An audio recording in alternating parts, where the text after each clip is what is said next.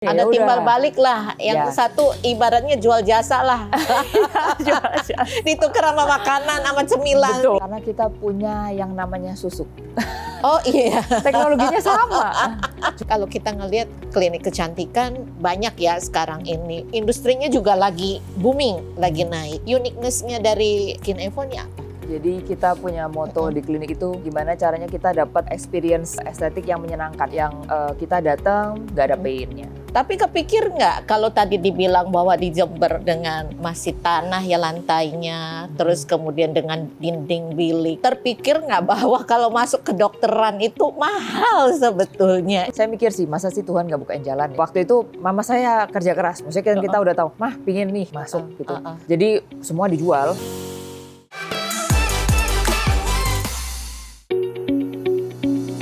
Sosok perempuan yang lahir dari seorang ibu tangguh. Sejak kecil ia tumbuh dalam kesederhanaan, namun sang ibu selalu mengusahakan yang terbaik. Bahkan di tengah keterbatasan, belajar berdiri dan berjuang dengan kemampuannya sendiri. Di Jember ia menyaksikan bagaimana sang ibu, seorang guru SMK akuntansi yang menghidupi pendidikan anak-anaknya tanpa keluh kesah.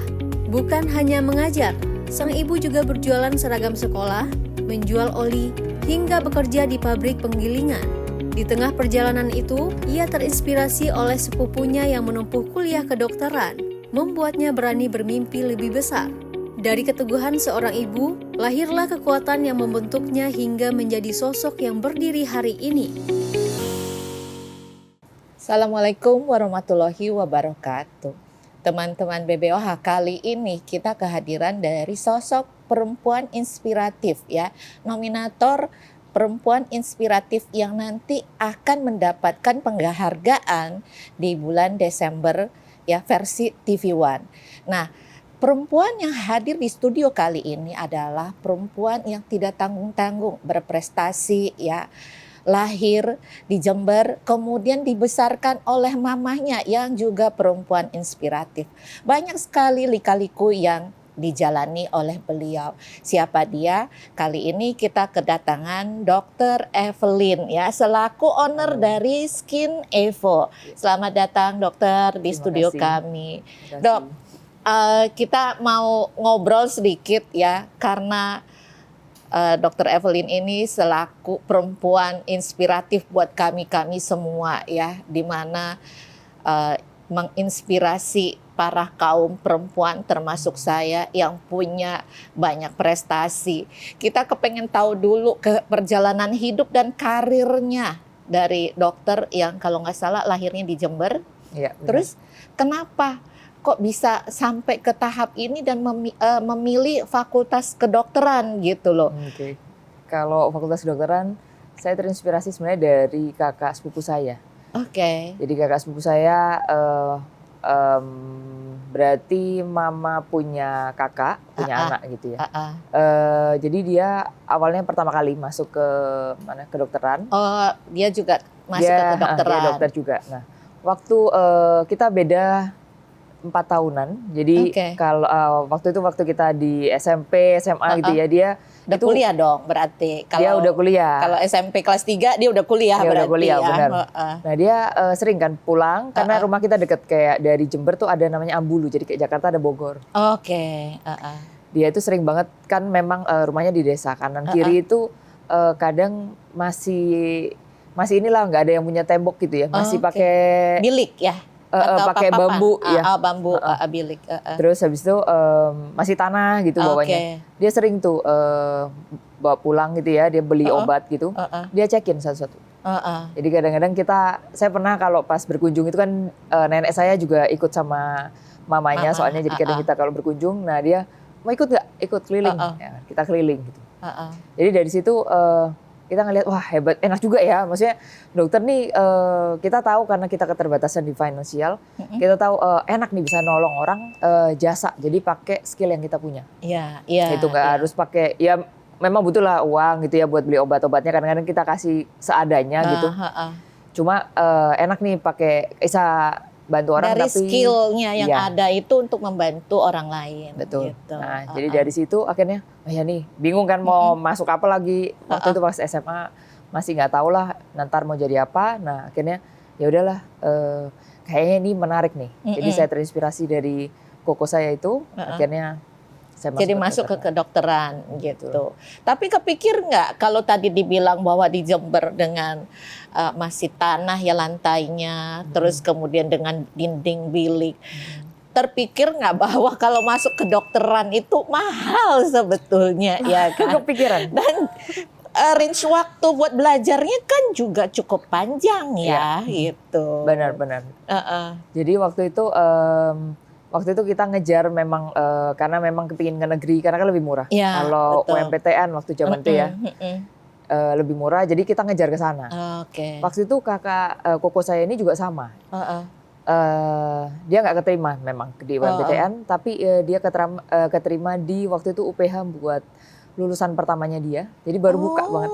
Jadi generasi pertama di UPH generasi pertama, ya. nah dia masuk akhirnya.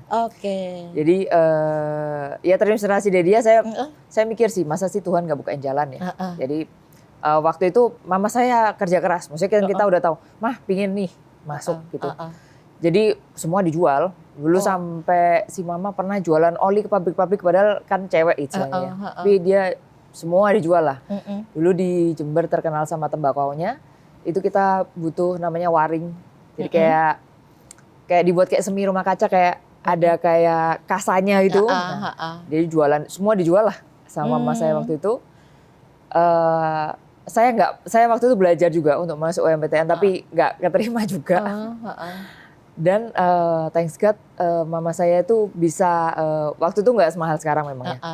Dapatlah yang nggak terlalu mahal, dan saya bersyukur saya masuk Atmajaya. Di Atmajaya ini ada uang pangkal. Biasanya kan ada uang ini kan ya, apa sumbangannya. Dia nggak ngelihat dari situ. Jadi pokoknya udah lulus tes, bisa masuk itu, nggak dilihat jumlahnya berapa, bisa masuk.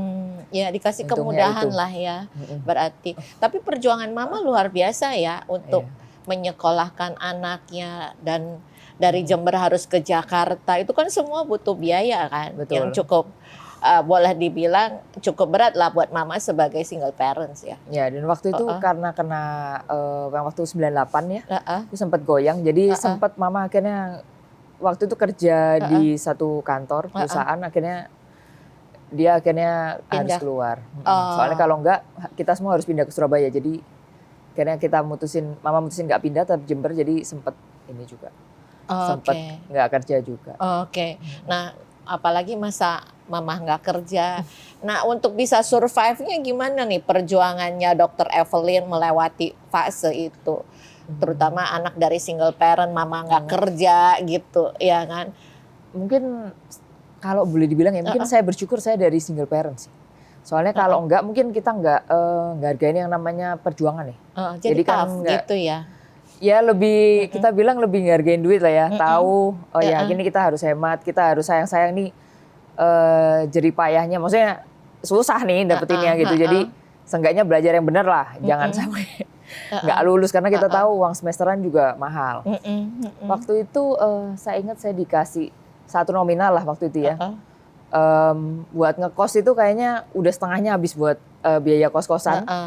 Saya ingat saya ngekos tuh udah yang paling kecil lah. AC itu cuma setengah kanan kiri sama, jadi ada teman sebelah dibolongin tuh. Oh iya, iya kamarnya dibolongin jadi biar bisa setengah-setengah dapat dinginnya gitu ya. Gitu. Saya juga bersyukur teman sebelah saya itu nggak suka terlalu sampai dingin banget. Kalau kan wah itu susah juga ya buat nyamain. Terus saya bersyukur juga tuh teman-teman di kos itu baik. Jadi kalau akhir bulan udah mepet karena kan saya nggak enak untuk beli buku itu kan minta lagi sama mama. Jadi otomatis gimana caranya lah kita biar fotokopi kayak atau apa atau minjem kakak kelas biar nggak terlalu berat di biaya begitu perintilannya itu. Jadi kita masih ingat lah akhir bulan tuh baik banget lah teman saya. Kita makan akhirnya hemat lah 1 hari itu sekali gitu.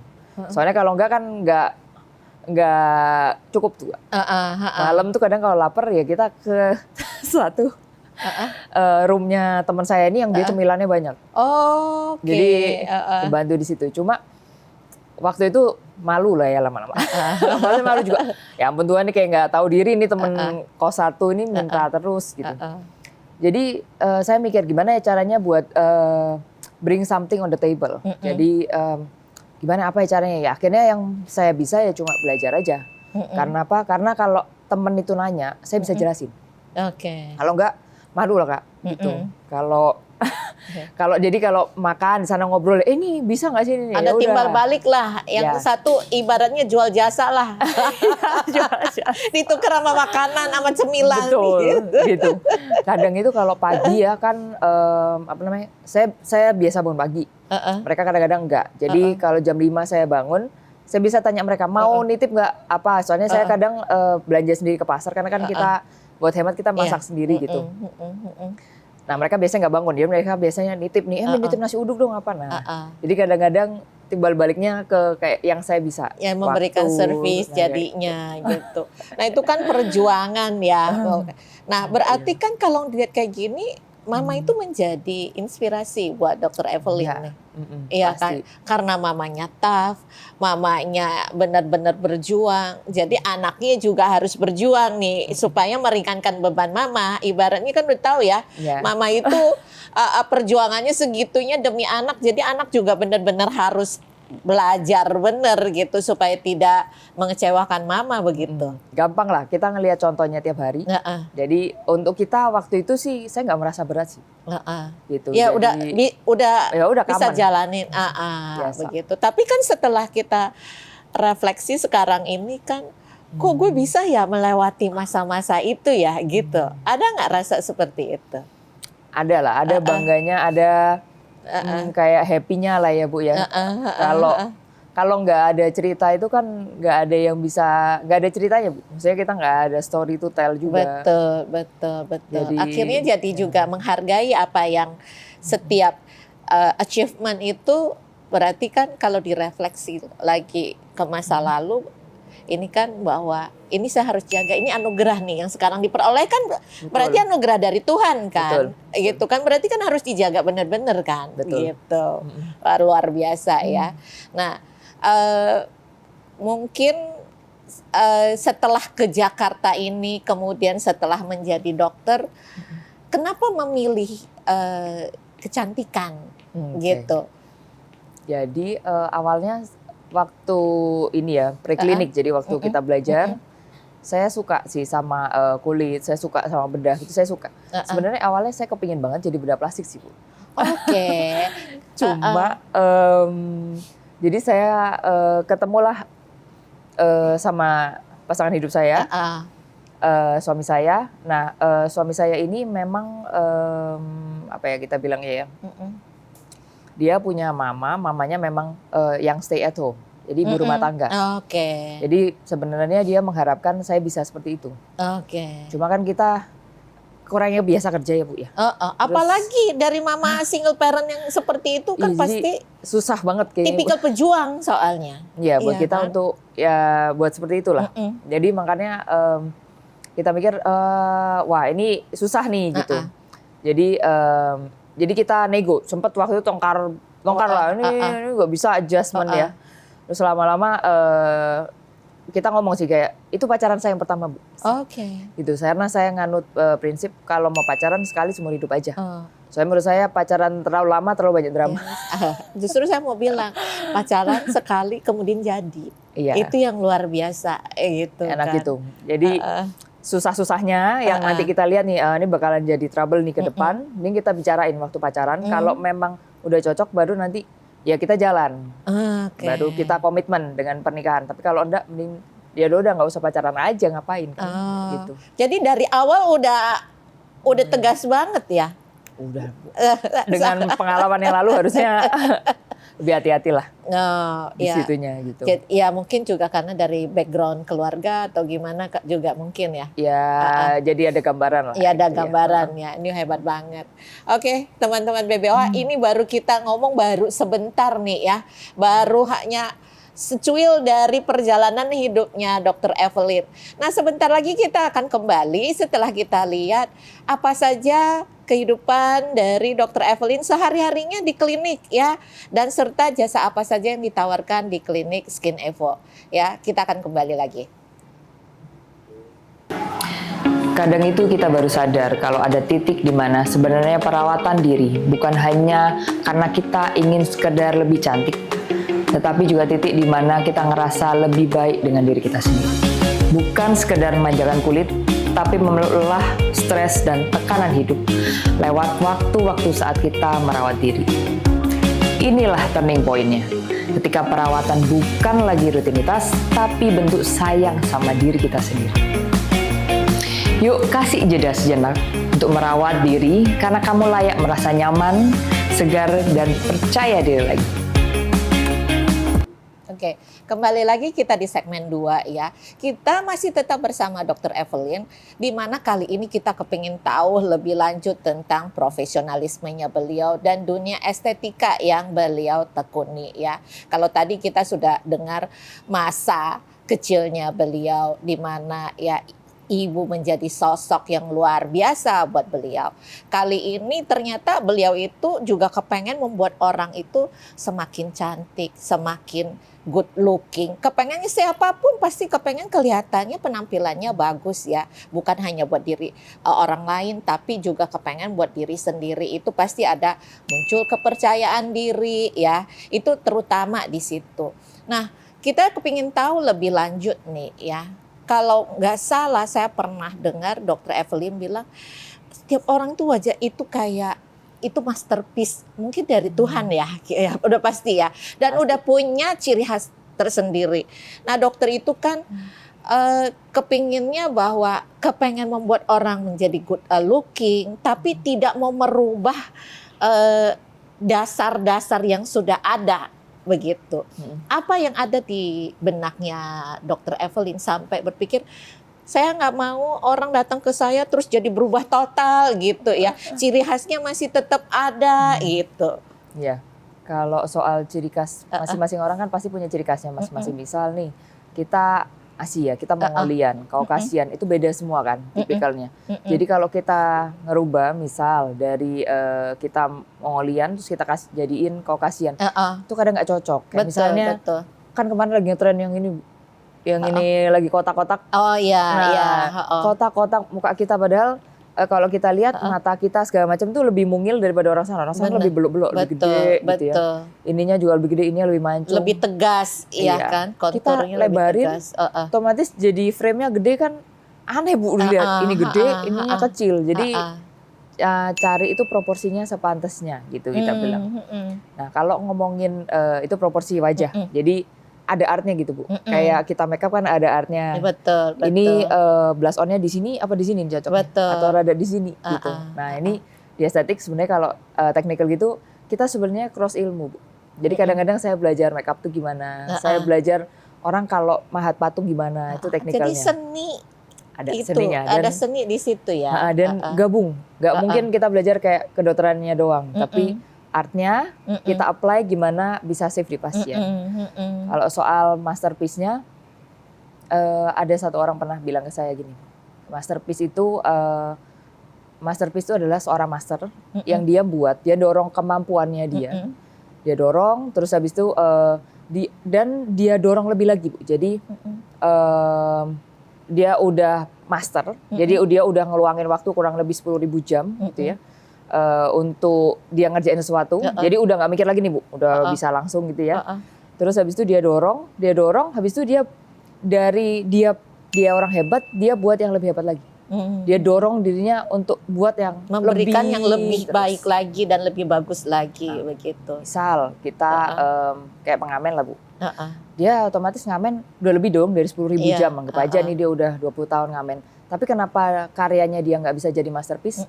Karena dia nggak dorong kemampuannya, dia cuma nyanyi lagu itu aja. Dia nggak dorong, bisa nggak ya dari lagu jazz dia bisa nggak jadi blues? Dia bisa jadi yang lebih di skillnya dia, gitu. Jadi gimana caranya kita bisa benar-benar itu push to the limit gitu. Jadi benar-benar mencurahkan semua kemampuannya untuk menghasilkan sesuatu. Betul. Dan kalau sudah berhasil upgrade lagi supaya lebih bagus lagi. Benar, jangan berhenti. Oke. Jadi makanya kalau kita bilang kadang dunia ini udah kebalik ya Bu, kalau kita lihat sekarang ya. kita ngelihat kayak harusnya artis tuh dinilai dari skillnya dia untuk acting. Iya. Penyanyi kita dinilai dari vokal dari karyanya yang dia hasilkan. Dokter juga sama. Jadi kita kayak koki harusnya dari masakannya. Kayak kita harusnya dari ya pasiennya kita puas nggak dengan hasilnya kita. Cuma emang karena sekarang dunia dibalik-balik, kita ngelihat yang tampak dari luar. Artis yang hidupnya lebih mewah, yang bawa barang-barang branded. Menurut saya ya itu mirisnya rada kebalik aja sih sekarang, Bu.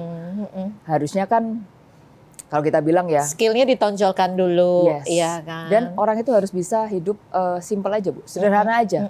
Sekarang ini kan banyak sekali, mohon maaf ya, ada yang kelihatannya kayak kalau yang pergi ke Thailand, template-nya bentuk hidungnya begini, yang ke Turki bentuk hidungnya begini, kalau ke Korea bentuknya kayak begini. Ini jadi udah kayak pabrikan, iya kan? Nah, menurut Dr. Evelyn gimana? Apalagi tadi dibilang setiap orang tuh punya uniqueness sendiri kan, gitu ya. Kelihatan lebih bagus, lebih sempurna, oke, tapi tidak boleh keluar dari uniqueness dan jangan sampai jadi pabrikan, begitu mungkin dari Dr. Evelyn. Bener. Jadi pertama ngelihat rasnya harus bisa. Kadang-kadang itu kalau saya ngelihat ya kalau ke Korea, kalau kita sesama Asia masih rada mending. Cuma ke Thailand kadang-kadang terutama kalau yang mereka udah masalah tulang-tulangan diganti, itu udah rada-rada kayak topeng kita bilangnya. Jadi kalau saya ngelihat tuh kadang ini sih, Bu, teknikalnya. Mereka itu suka motong rahang. Iya. Jadi kalau kita lihat rahangnya nggak ada, mereka itu di sini udah. Jadi di sini ini hilang ini kotaknya. Jadi dari sini udah langsung ke sini. Jadi benar-benar jadi shape-nya sampai ini banget, tirus topeng banget. Jadi ya. Topeng kan dan kaku gitu ya. Jadi nggak ada jauhnya gitu. Kalau terlalu sempurna kan kelihatannya, kalau misalnya di dalam gambar terlalu sempurna juga kita melihat ini kayaknya buatan nih, ya kan? Karena kurang alami begitu ya. Kita ngomong definisi cantik bukan yang matanya makin gede makin cantik ataupun yang hidungnya makin tinggi makin cantik, tapi proporsi antara ini dengan ini di wajah itu yang membuat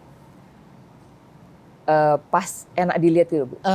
Cantik itu kan sebenarnya enak dilihat aja, matanya nggak kegedean, hidungnya nggak kekecilan, nggak ketinggian, gitu. Proporsinya ada sih, Bu, rumusnya gitu, sekilas. Cuma meskipun balik lagi kadang kita masukin ke artis ya, ini kalau ini tinggi berarti ininya harus dibuat kita lebih tinggi lagi. Kenapa? Karena ini sama ini harus lebih. Jadi dari samping kalau difoto ini harus lebih maju gitu. Nah, kalau yang Dr. Evelyn anut nih kan, mungkin kalau kita bilang ada aliran-aliran. Alirannya face contouring tapi minim pisau begitu. Benar. Jadi lebih kepada kerana mana, berarti bukan sebuah operasi besar atau apa. Jadi kita memang lebih nggak invasif. Jadi kita nggak pakai pisau. Kalau nggak pakai pisau means nggak ada keloid. Karena keloid itu kalau lebih dari 1 cm bedahnya, sayatannya. Jadi keloid itu kan sebenarnya terjadi karena kulit yang sebelah sini sama sini pas gatuk itu ya, pas nyambungnya itu nggak rata. Kenapa? Karena lebarnya makin panjang. Kalau lebar kena pressure dia ada satu yang begini, nah ini keluar keloidnya. Makanya kan jadi keloid keluar dan terus kemudian jadi nggak rata. Betul, karena ini nyambungnya nggak sama nih levelnya. Nah kalau semakin kecil otomatis nyambungnya gampang. Gitu. Jadi kalau kita cuma segede kayak kita ngambil darah aja. Kalau ngambil darah nggak ada keloid ya ini nggak ada. Jadi sebetulnya aman ya. Yang dianut oleh Dr. Evelyn itu lebih banyak tanam benang. Tanam benang. Jadi kita face contouring pakai alat ada sih, Bu. Cuma memang kita tahu semakin semakin ini ada yang dimasukin, semakin dalam itu nariknya semakin kencang. Dan pasien saya banyak kan base-nya orang-orangnya yang lebih berumur, jadi 35 ke atas. Ada yang sampai 85 tahun. Sampai 85 juga masih memungkinkan untuk tanam benang. Meskipun kita kasih tahu, maksudnya plus minusnya. Kalau misalnya operasi otomatis dia langsung sekali jadi. Kalau udah umur segitu karena kolagennya udah mulai turun kan, turunnya banyak ya. Kita butuh benang lebih banyak, kita butuh pengulangan. Cuma untuk mereka yang udah ada diabetes ataupun penyakit penyerta, ada komplikasi, biasanya lebih memilih jalur ini karena kita nggak perlu bius tidur. Iya, lebih Jadi aman lah ya. aman. Apalagi punya jantung atau apa ya, karena ini kan lebih bius lokal ya sebetulnya ya. Enggak ini sih. Nah kalau tanam benang itu misalnya kita pikir, nih saya misalnya merasa kayak supaya kelihatan lebih muda nih, itu memungkinkan lebih muda berapa tahun sih dok? Sekali tanam kurang lebih 10 tahun. 10 tahun. Nah untuk tindakan kedua kalinya itu butuh berapa lama lagi? Untuk kedua kalinya sebenarnya tergantung jadi jenis benangnya, ketahanannya. Oke. Tapi biasanya untuk benang-benang yang liftingnya kuat, dia bahannya PDO, biasanya tahannya 8-12 bulan. Oke. Jadi biasanya kita touch up setiap 8-12 bulan. Oke. Ya itu dinamakan thread lift ya? Thread lift ya, pakai benang. Oke. Nah itu bisa kelihatan lebih muda 10 tahun, kita bisa touch up antara 8-12 bulan. Kalaupun misalnya ada orang bilang, saya kayaknya mau lebih, jangan 8-12 bulan nih misalnya gitu, 2 tahun sekali. Itu apakah antara 8-12 bulan ini terjadi ibaratnya orang istilahnya ngondoy gitu kan? Ya. Apakah akan turun begitu? Oh enggak. Itu mirip kayak kita ini aja, kita make up ya Bu ya. Kayak kita sekarang misalnya pakai bulu mata ataupun pakai pensil alis. Kalau enggak pakai ya kayak berasa ada yang kurang aja kalau orang biasa pakai. Jadi kita berasa kayaknya lebih cantik deh saya kalau pakai gitu. Gitu aja. Tapi enggak masalah. Oke. Jadi sebetulnya 8-12 bulan itu lebih kepada touch up ya? Lebih ke touch up. Jadi kalau kepingin gereng terus nih, kencang terus nih gitu. Tapi kalau enggak masalah Bu. Enggak ada efek sampingnya. Kan ini benang yang kita pakai buat medis. Biasanya buat ortopedi. Jadi kalau misalnya ortopedi kan tulang gabung itu kan baru numbuh nih Bu. Bulan ke-6 sampai 12. Jadi kita butuh benang yang memang dia keserapnya 6-12 bulan. Kalau sebelumnya udah nyambung ngewer dong. Maksudnya tulangnya belum nempel udah hilang duluan benangnya kan gitu. Makanya pakai yang ini. Kalau kita sesar memang yang 1 bulan udah jadi daging lah istilahnya. Kalau ini yang 6-12 bulan dia masih tetap pakem di situ. Karena bentuknya juga gerigi-gerigi supaya mengikat kan, ada ikat. Benar. Kalau di sini buat wajah kita modif ada geriginya. Kalau di kaki enggak polos. Jadi kita cuma kayak benang jahit biasa aja. Oke. Gitu. Nah, kalau bentuk hidung, ya kan ada orang juga tanam benang di hidung gitu, dok. Iya, gini.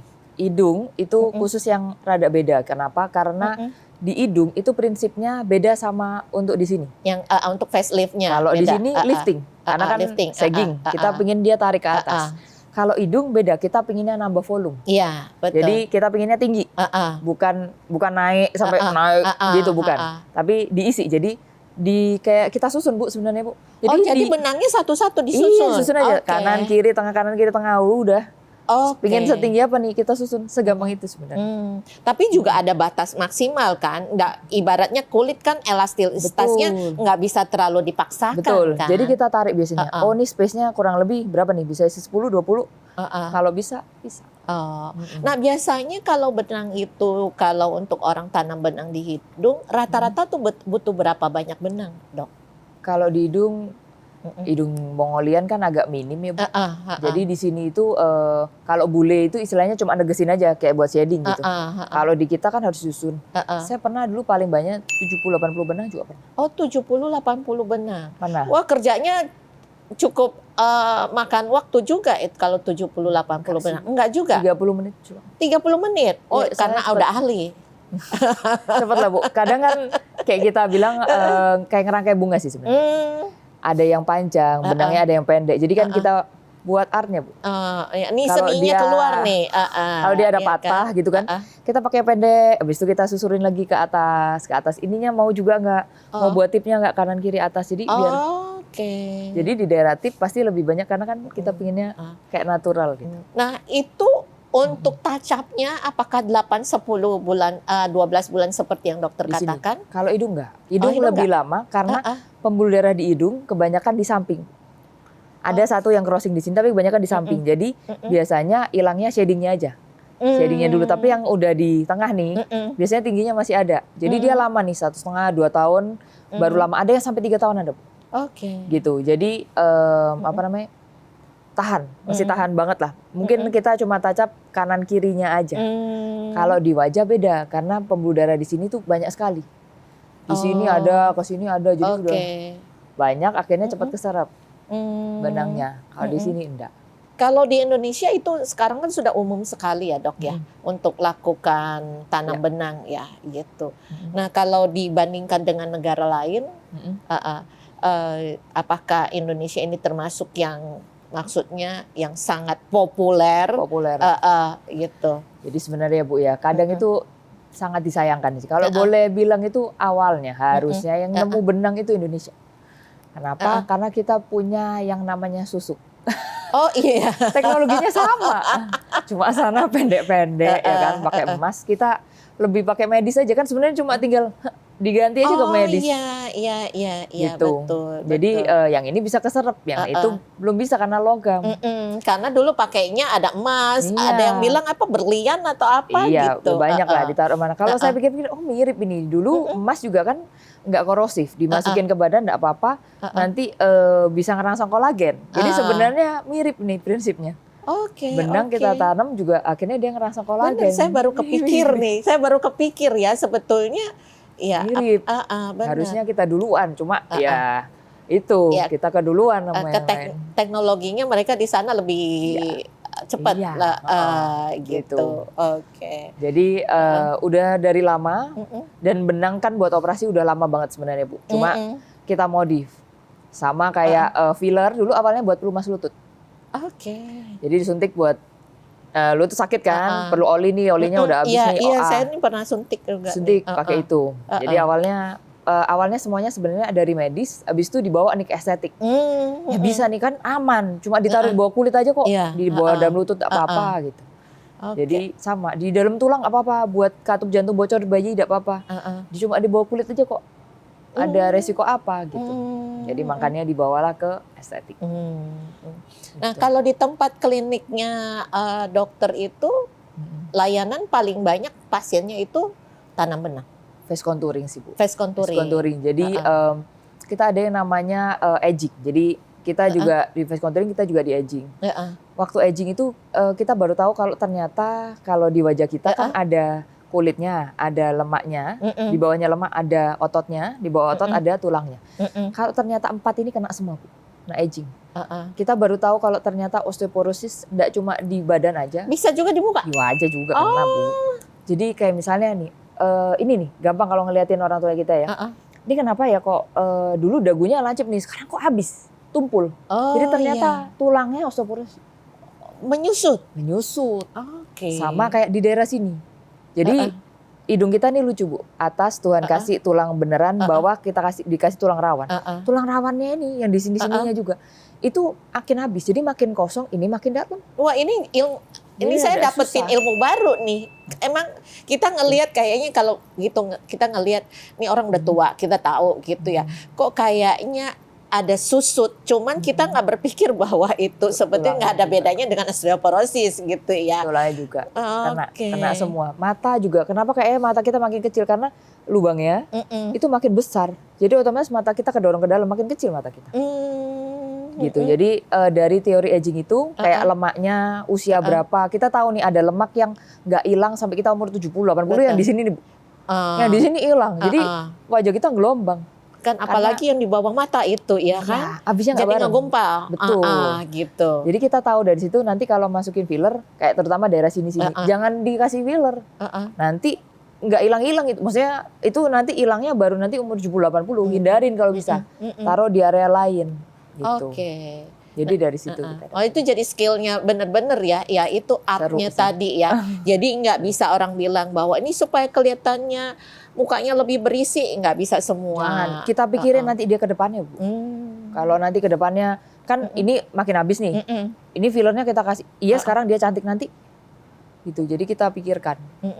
Ya nggak heran kalau misalnya ada artis yang kemudian kita ngelihat kayak orang begitu ngelihat kayaknya nggak proporsional, ya kan.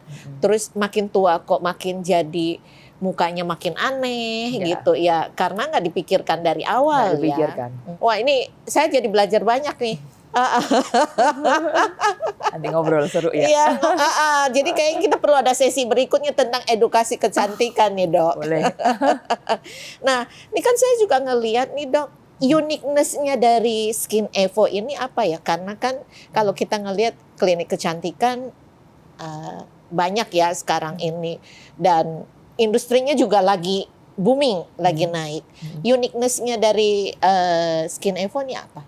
Jadi kita punya moto di klinik itu gimana caranya kita dapat experience estetik yang menyenangkan gitu, Bu. Yang kita datang nggak ada pain-nya gitu. Dari segi anestesi segala macam kita udah modif, Bu. Kalau ternyata kayak pain sendiri itu ternyata karena perbedaan pH. Jadi pH-nya antara anestesi, misalnya pH-nya 4 gitu ya. Kita pH kulit sekitar 6,2 gitu, 6,5. Jadi kalau misalnya gap-nya terlalu jauh, itu pain. Jadi akhirnya suntikan anestesinya kita modif karena lidokin rada perih, kita modif sama basah dicampur, jadi lebih nyaman waktu masuk. Termasuk krim anestesinya sendiri, sekarang kita kita modif lah. Gimana caranya biar lebih nampol gitu, Bu. Jadi dipegang, udah lebih nggak berasa ya, lebih tebas. Terus dari segi jarumnya sendiri kita pakai emang ukurannya kecil, Bu. Jarum itu yang biasa infus bayi ukurannya 27 namanya. Oh iya. Kita pakai yang 34. Jadi 7 ukuran lebih kecil. Jadi udah kayak serambut gitu. Wah, tipis banget ya berarti ya. Iya, terus berangkat dari pengalaman dulu saya, suami saya kan nggak suka saya ngapa-ngapain muka. Takutnya tuh kayak, saya nggak ngerti kenapa semua cowok tuh beranggapan kalau kita tuh ngapa-ngapain gitu ya. Maksudnya suntik. Ngeliatnya yang jelek, ya kan? Dok. Siapa Karena lah ya gagal. itu yang saya bilang ada artis yang kemudian kok makin hari makin menyeramkan. Iya. Pemikirannya begitu. Udah zaman lalu itu kan silikon gitu ya. Kita kan sekarang udah lebih smart, udah bisa milih yang lebih bagus. Itu bener-bener gitu. Jadi saya dulu diam-diam juga buat ini-ininya gitu. Karena gimana pun ya kan ngeliatin pasien cantik kepingin. Betul. Terus akhirnya gimana caranya biar suami saya nggak tahu. Jadi saya pelajarin pembuluh darahnya. Kita semua balik ke anatomi. Jadi kalau di kita belajar tuh, Bu, dokter-dokternya. Ini anatomi ya, inget, lihat nih, lihat. Jangan sampai nggak dilihat, nyuntik jangan asal nyuntik aja. Tapi lihat ada pembuluh darahnya nggak? Gitu. Lihat ototnya di mana ya, jangan sampai kena dong. Iya, betul. Jangan sampai ada biru kalau bisa. Betul. Jadi pulang dia bisa kerja. Pulang nggak ketahuan sama suaminya. Nggak ketahuan suami, terus kemudian mau kerja juga orang nggak nanya gitu ya. Gitu. Jangan sampai terus kan berasa, koknya lu ada yang aneh deh di muka lu, jangan sampai begitu gitu. Iya, benar. Tapi ada orang merasa kayaknya lu tambah fresh ya gitu. Itu yang kita mau kan. Jadi gitu. tambah muda ya tapi nggak tahu apa. Betul. Itu goalnya kita, Bu. Terus kita ngomong jangan kalau misalnya pasien minta apa jangan selalu diturutin. Misal ada yang ini sukanya panjang banget. Menurut saya tuh nggak pernah ngasih ini lancip. Lancip banget gitu. Lancipnya udah keterlaluan. Iya, kita udah nggak makin tirus. Cara untuk nirusin tuh nggak cuma dari dagu. Gitu. Jadi harusnya kita bisa combine lebih natural gitu mukanya. Jadi makanya kalau dia udah minta aneh-aneh, bilang aja nggak usah, nggak cocok, nggak pantas. Udah lu kamu alasan lah. Sebanyak apa, pokoknya kamu lihat kalau udah nggak pantas sama orangnya, nggak usah dilanjutin. Karena itu kan kayak kita punya style ya, Bu ya. Kita stylenya kita lebih ke natural. Kita lebih ke yang pokoknya nggak usah kelihatan bagus, lebih muda, orang nggak tahu. Oke. Wah, nih kayaknya segmen 2 makin seru. Tapi karena ada waktunya kita mesti istirahat sejenak. Yuk kita tengok lagi kembali kesehariannya Dr. Evelyn. Sesaat lagi kita akan kembali. Nah, signature klinik kami itu ada face contouring. Jadi face contouring itu meliputi 4. Ada botok, tanam benang, filler, dan juga kolagen booster kita. Harus coba. Paling top itu kolagen booster kita. Kenapa? Karena mukanya itu benar-benar kulitnya itu kayak tebel kayak waktu kita muda dulu. Pori-porinya kecil, teksturnya bagus, dan kelihatan sehat banget. Itu signature-nya kami. Harus coba ya. Oke, kita kepingin tahu lebih lanjut sebetulnya apa saja treatment unggulan yang ditawarkan Skin Evo ke kita semua nih, Dok. Jadi kalau kita prinsipnya kita mulai dari yang paling basic. Jadi kayak misalnya kita bangun rumah, kita pinginnya fondasinya dulu tuh Bu. Oke. Soalnya kalau fondasinya udah kuat, nanti atasnya gampang, nggak akan legok lagi, nggak bakal. Jadi kayak kalau di kita memang lebih ke face contouring sama anti aging. Jadi dua ini selalu harus ada di otak kita waktu kita treat pasien. Pertama kita biasanya pakai benang Bu.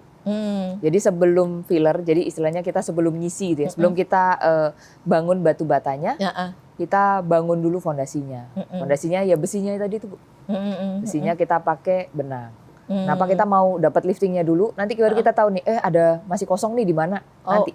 Ya oke. Jadi yang pertama utama itu sebetulnya Di pasang benang dulu. Misalnya ternyata saya di sini ada jegokan, setelah dibenang baru diisi gitu. Jadi kita ngisi jegokannya itu nggak terlalu banyak. Karena kan udah kita tarik. Toh penyebabnya misalnya smiling line. Penyebabnya kan sebenarnya karena kulitnya kendor, volume loss, bone loss. Nah kita perbaikin dulu skinnya. Volumenya nanti terakhir kita tambah. Soalnya kan kalau enggak kelihatan ini dalam banget tuh. Betul. Ini butuhnya sekitar 2-3 cc. Padahal kalau udah kita tarik cuma butuh 1 atau 1,5. Gitu. Jadi kita tarik dulu fondasinya. Penyebabnya apa dulu nih? Ada 2 kan. Nah satunya kita beresin dulu. Baru. Jadi jangan kalau penyebabnya 2 kita cuma 1. Diatasinnya dengan 1. Jangan dikombinasi tapi nggak usah terlalu banyak. Nah ini juga sebetulnya jadi informasi tambahan buat para pasien ya. Jangan merasa bahwa saya begitu tanam benang udah habis semuanya. Tapi ternyata ada hal-hal lain, pendukung lain yang masih kurang. Itu harus ditambah. Betul, karena gitu. ya itu tadi aging ada 4 yang kena. Jadi itu harus ingat. Kena 4, kalau kita perbaikin skinnya aja, ininya belum loh. Gitu. Jadi kita kasih tahu itu di awal sih. Gitu. Sesuai umur pasti ini semakin sampai ke bawah, sampai ke tulang gitu. Tapi kalau masih muda biasanya 2 aja misalnya, atau skinnya aja gitu. Terus yang kedua, yang andalan kita lagi namanya Collagen Booster Plus. Jadi Collagen Booster Plus ini kita ngelihat dari pengalamannya kita ngelihat kalau ternyata kolagennya pasien itu turun. Ya karena semakin berusia, nambah usia kan kolagen juga makin turun. Pasti karena selnya kita ngasilin kolagen udah nggak sebanyak dulu. Selnya udah berkurang. Otomatis kalau kita lihat tuh pori-pori makin gede Bu. Kita pori-pori gede. Padahal dulu saya nggak gede loh. Tapi kenapa gede? Karena kolagennya turun, kelihatan lah porinya itu. Gitu. Jadi kita balikin agingnya. Kita reverse tuh. Dia jadi muda lagi. Pakai namanya Collagen Booster Plus. Collagen Booster Plus ini sebenarnya kolagen stimulator, tapi gabungan beberapa kolagen stimulator Bu. Ini kita juga lihat dari pengalaman. Dulu itu kolagen stimulator kita pakai 1 merek aja. Jadi kolagen di dalam tubuhnya kita nih Bu, ada 26 tipe. Gitu banyak. Betul, 70% lah, 60-70% tipe 1, 2, 3, 4. Lainnya perintilan tuh. Nah, jadi yang paling major yang 4 ini. 4 ini kita bisa dapetin dari benang juga sebenarnya gitu. Tapi benang itu kan kalau kita taruh di wajah kan tidak mungkin setiap setengah senti ada Bu. Benangnya bayangin gitu kan. Paling kan dari 2 senti ada 1. Nah yang daerah-daerah sekitarnya ada yang belum dapat. Makanya kita kasih yang namanya Collagen Booster Plus ini, dia benarnya cairan. Jadi kita bisa diisi lagi, tambahin ya. Biar lebih rata. Gitu kayak istilahnya kita kayak masang foundation ya, jangan cuma segaris 2 garis Bu. Jadi kita bisa blend. Nah terus udah selesai nih sama 2 ini, udah nanti dilihat Bu 2 bulan. Kita lihat nih karena kolagennya nanti akan kerangsang. Jadi kita itu cuma stimulate aja kolagennya. Nanti kolagennya kita, jadi kolagen ibu sendiri nanti akan bagus. Itu 2 bulan Bu, itu pori ya, itu pasti udah naik 40%-an lah. Karena kita ngerangsanya 4 macam kolagen yang notabene 60-70% tadi udah ke cover. Gitu. Jadi bisa kelihatan mata. Lebih bagus, halus, pori-porinya lebih kecil. Ini dipegang tuh lebih kenyal gitu. Jadi dapat Bu. Kalau itunya udah, baru nanti kita tanganin yang lain. Kayak misalnya mungkin usia 40-50 udah ada flek. Karena kalau kita langsung treat fleknya tanpa kita ada basicnya, itu lama. Jadi kita basicnya bagus, kulitnya udah bagus, udah siap, baru nanti kita laser. Mau kita kasihin yang brightening untuk flek segala macam, itu nanti hasilnya jauh lebih bagus karena kolagennya udah kerangsang.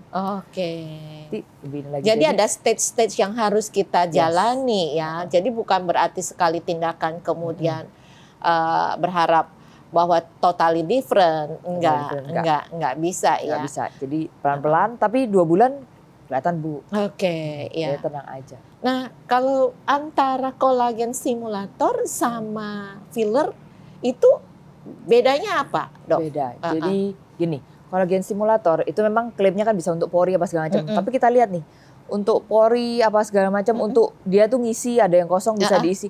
Itu naiknya sekitar 10-20%, Bu. Kenapa? Karena dia itu prinsipnya cuma nebelin kulit. Jadi kayak istilahnya kalau kita pakai celana jeans, lebih rapi nih kulitnya. Tapi kalau masih ada yang legok, ya harus tetap dikasih filler. Oke, jadi nggak semua bisa hanya dengan satu bahan gitu. Karena dia naikin volumenya hanya 10-20%. Kalau yang memang mau naikin volume, tetap harus pakai filler. Karena filler perbandingannya 1:1. Kurang 1 cc ya kita isi 1 cc. Kurangnya legoknya segini ya kita isi segini. Kalau kolagen stimulator kita isi segini cuma naik 10-20%. Itu berarti sebetulnya saling melengkapi lah antara kolagen stimulator dengan filler. Ya, karena kolagen stimulator kerjanya di skinnya. Bukan kerja di fatnya yang hilang tadi. Oke. Fat hilang tetap harus pakai diisi dengan filler. Benar.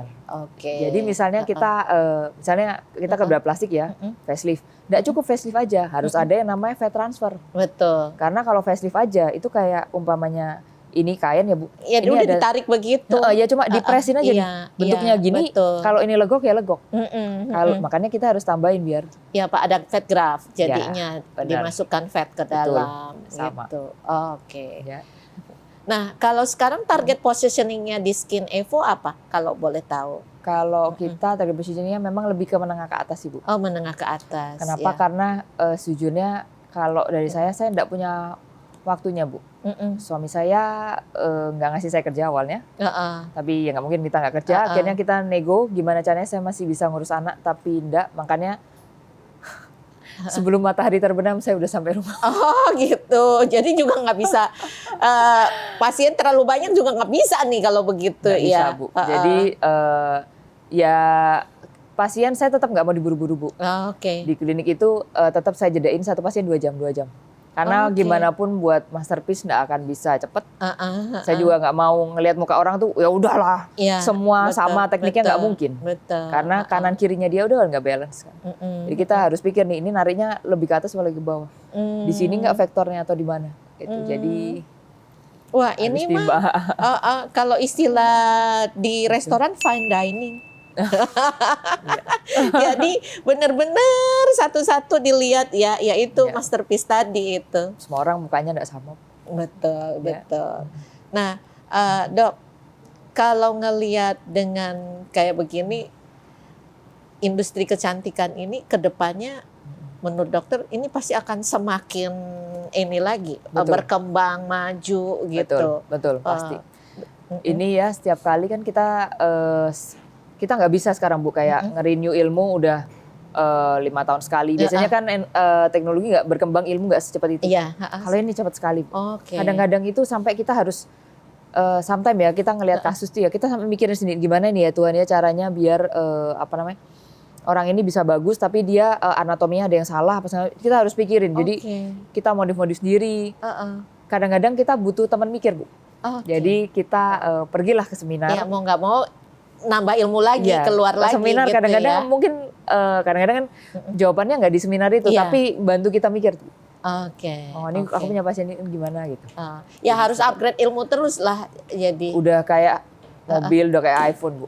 Kita bilang setiap 3 bulan udah ada pembaruan, ada fitur baru. Begitu ya. Mungkin juga kalau misalnya tadi dibilang spesialisasinya tarik benang ada benang Amerika, ada benang Korea gitu kan. Udah banyak. Udah banyak. Dari benang itu sendiri sebenarnya teknologinya kan di durinya. Jadi namanya kalau benang duri itu istilahnya kok. Koknya itu model kayak apa nih? Ada bentuk mawar, ada bentuk tulang ikan, ada bentuk apa. Paling bagus apa? Nggak ada yang paling bagus di antara semuanya. Ini kita karena udah lama praktek dapat general wisdomnya lah Bu. Nggak ada satu jenis yang bagus untuk semuanya. Jadi paling bagus itu sebenarnya yang cocok sama kulitnya pasien. Jadi ada kulitnya pasien yang kekendorannya seberapa, kita tahu nih dari pegang kita tahu oh ini berarti harus pakai yang ini biar bagus. Soalnya kalau dia kendor banget terus kita pakainya yang kencang banget itu jadi ini apa jitet. Jitet kayak kelipet kayak orang kelipet dan ini. Iya. Kalau kita pakainya yang terlalu lembek nggak narik. Jadi kadang itu di satu pasien kita pakainya modif. Kita campur, Bu. Jadi benang ini, tapi posisinya yang satu ini pakai ini pakai ini. Jadi itu terjadi bisa modif karena pengalaman kan? Iya lah, Bu. Melihat dari bahwa nggak bisa satu rumus buat semua toh, gitu. Iya. Kapan ini harus jadi benang tulang ikan, mana yang duri mawar gitu kan? Itu kan itu teknik yang dimiliki oleh dokter yang belum tentu dokter lain punya teknik yang sama gitu. Jadi, kan. Enaknya sih dari situ kita belajar terus sih, Bu. Kita belajar dari setiap pasien yang datang. Dari situ kita mikir, oh ini kok gimana caranya biar tetap kuat tapi padahal kulitnya dia kendor tanpa jitet. Itu kita pikirin. Saya hari ini belajar banyak, ya kan. Ternyata bahwa biasa kita kalau ke klinik kita cuma bilang saya mau thread lift gitu kan. Thread liftnya pakainya benang apa, kayak gimana nggak tahu. Terus kadang-kadang ada rasa kok nggak sama sih sama temen gue gitu. Ada rasa gitu. Jawabannya satu, teknik dan juga pengalaman, ya kan. Nah tekniknya ini muncul karena pengalaman. Ya, dikomplainin pasien, Bu, awalnya.